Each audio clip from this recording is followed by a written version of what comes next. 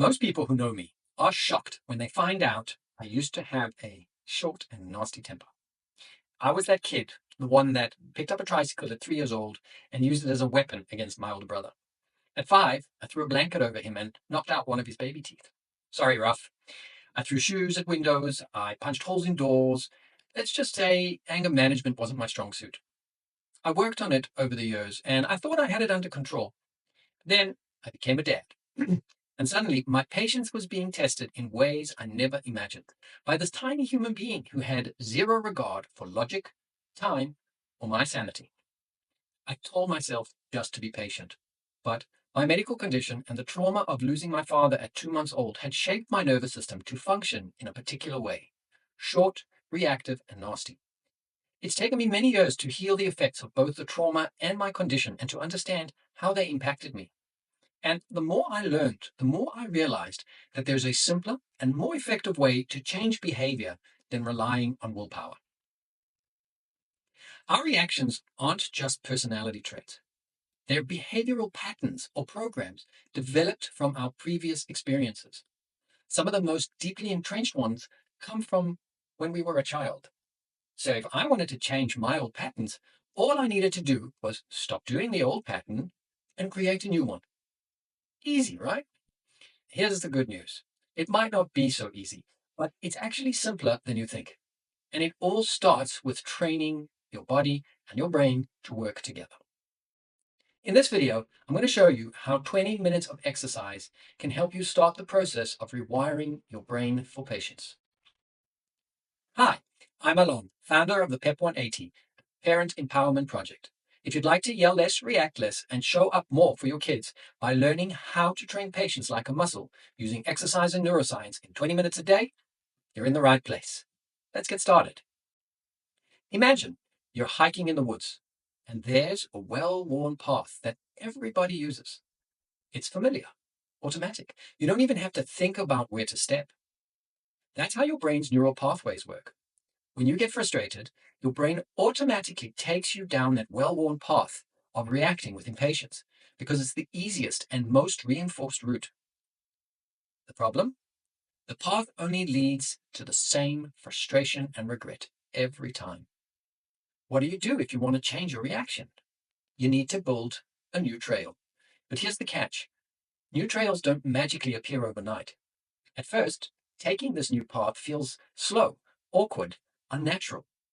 It's overgrown. It doesn't feel like the easy route. But the more you use it, the clearer and easier it becomes. And that's where exercise comes in.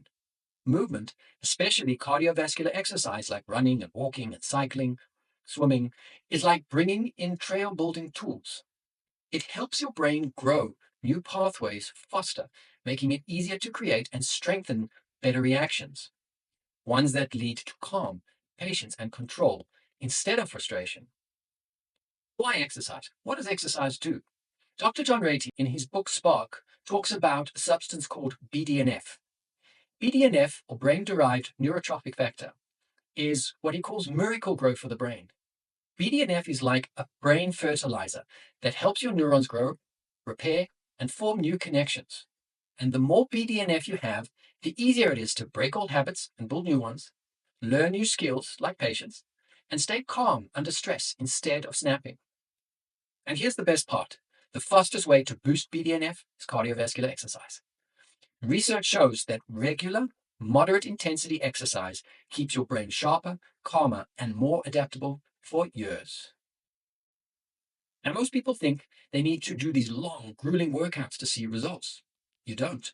According to Gretchen Reynolds, author of The First 20 Minutes, the biggest brain benefits from exercise happen right at the beginning, within the first 20 minutes of movement. This means that you don't need to do extreme workouts to see real change.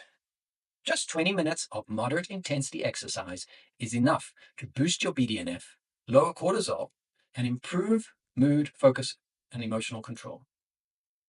So we know cardio helps rewire stress responses and boosts your patience. But how do you make sure you're actually getting those benefits, not just sweating for no reason? This is where heart rate training comes in. Most people either push too hard or not enough without realizing they're missing that sweet spot. The magic happens at 60 to 70% of your maximum heart rate. This is where your brain gets maximum BDNF benefits without flooding your body with excessive stress hormones like cortisol. So how do you measure your heart rate? You can either get a heart rate belt, like a polar strap, or you can use a smartwatch or any other device that can measure your heart rate in real time. To calculate your zone, you work out your maximum heart rate. So you take 220 minus your age, and then your targeted range of 60% of that 220 minus your age. That would be the lower end. Then 220 minus your age times by 70% would give you the higher end. I generally find that for most people, training to 110 to 120 beats is a good zone. And then once you've got your heart rate, put on your belt and just go and do some cardio. Move for 20 minutes, brisk walking, cycling, jumping rope, jogging, whatever you can to keep you in that range. Now, you might think 20 minutes of exercise, that's way too much for me. But you don't have to start with a full 20 minutes right away. The key isn't about going all in from day one. It's about building the habit at first so it actually sticks, because this is something that you're going to want to do for the rest of your life. And it shouldn't be something that feels like a burden or it's difficult. Remember, we said in the beginning, it may feel challenging and it may feel unnatural, but as it becomes part of your day and your habit, the health benefits are exponential. So, step one is just block out time in your calendar, even if it's just 5 minutes. Look at your schedule and pick 3 days where you can set aside the time, 5 minutes. Put it in the calendar, literally, scheduling it like it's an important meeting. Even if it's just 5 or 10 minutes, the goal is to show up consistently. Step two is just start by observing your heart rate. For the first week or two, don't worry about getting into the right heart rate zone. Just wear the heart rate monitor and observe what happens as you move.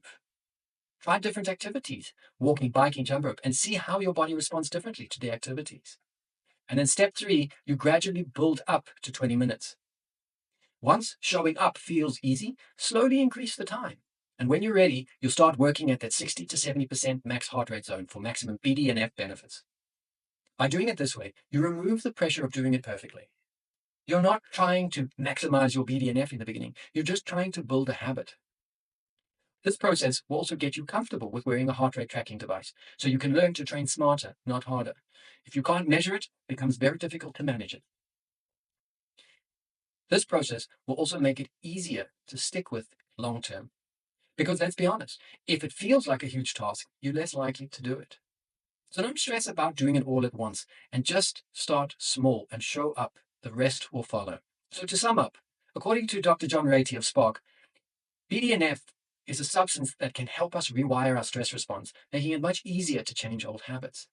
We also established that the first 20 minutes of exercise is the most important and you get the most benefits from it without killing yourself. And training in the right heart rate zone ensures that you're getting the brain boosting effects without overdoing it.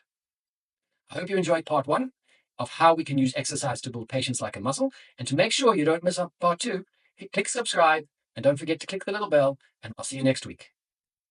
In the next video, we'll dive into how simple rhythmic movement can have a profound impact on your body and brain. You don't want to miss this one.